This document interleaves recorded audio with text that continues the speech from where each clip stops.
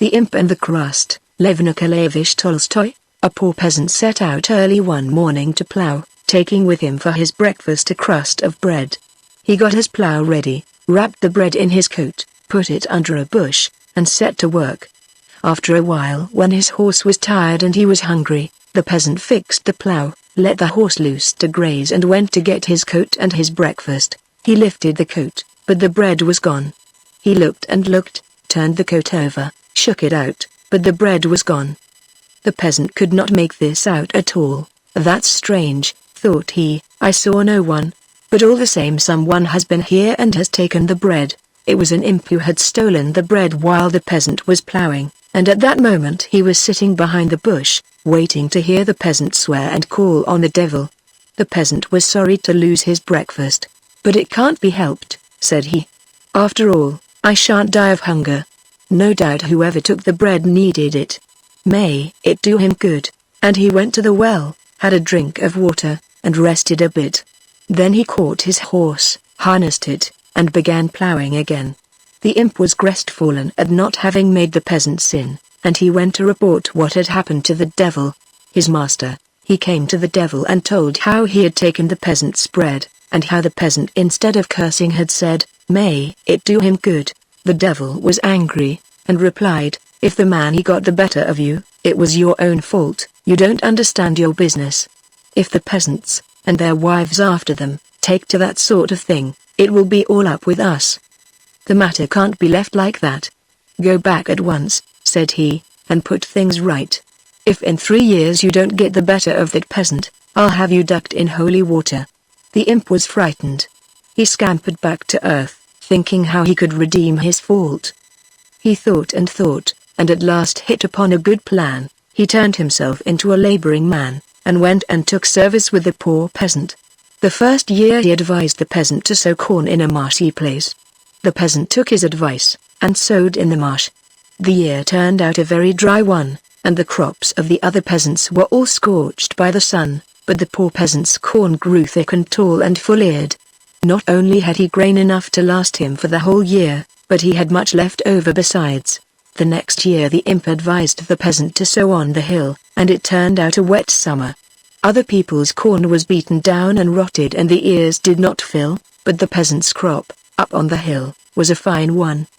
He had more grain left over than before, so that he did not know what to do with it all. Then the imp showed the peasant how he could mash the grain and distill spirit from it, and the peasant made strong drink, and began to drink it himself and to give it to his friends.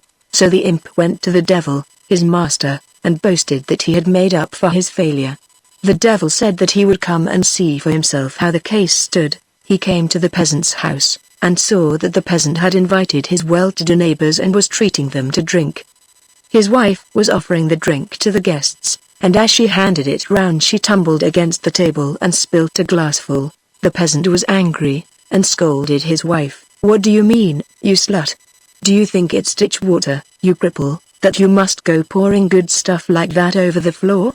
The imp nudged the devil, his master, with his elbow. "See," said he, "that's the man who did not grudge his last crust."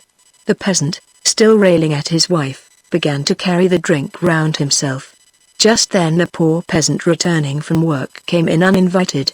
He greeted the company, sat down, and saw that they were drinking. Tired with his day's work he felt that he too would like a drop. He sat, and his mouth kept watering, but the host instead of offering him any only muttered, "I can't find drink for everyone who comes along."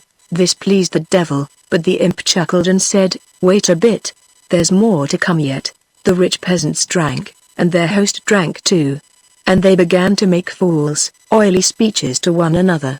The devil listened, and praised the imp. "If," said he, "the drink makes them so foxy that they begin to cheat each other, they will soon all be in our hands." "Wait for what's coming," said the imp. "Let them have another glass all round. Now they are like foxes, wagging their tails and trying to get round one another, but presently you will see them like savage wolves." The peasants had another glass each, and their talk became wilder and rougher. Instead of oily speeches they began to abuse and snarl at one another. Soon they took to fighting, and punched one another's noses. And the host joined in the fight, and he too got well beaten. The devil looked on and was much pleased at all this.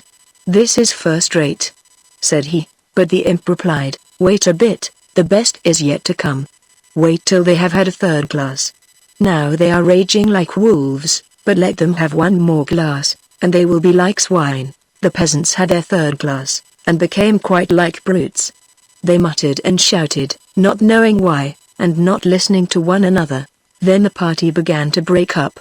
Some went alone, some in twos, and some in threes, all staggering down the street. The host went out to speed his guests, but he fell on his nose into a puddle, smeared himself from top to toe, and lay there grunting like a hog. This pleased the devil still more. "Well," said he, "you have hit on a first-rate drink, and have quite made up for your blunder about the bread. But now tell me how this drink is made. You must first have put in fox's blood, that was what made the peasants sly as foxes. Then, I suppose, you added wolf's blood, that is what made them fierce like wolves.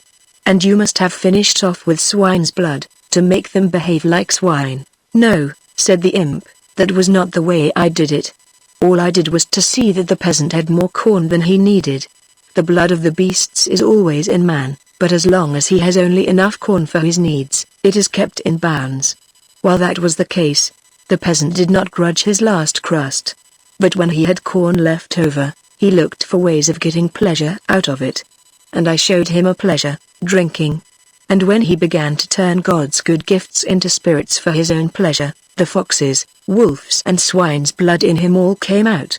If only he goes on drinking, he will always be a beast. The devil praised the imp, forgave him for his former blunder, and advanced him to a post of high honor.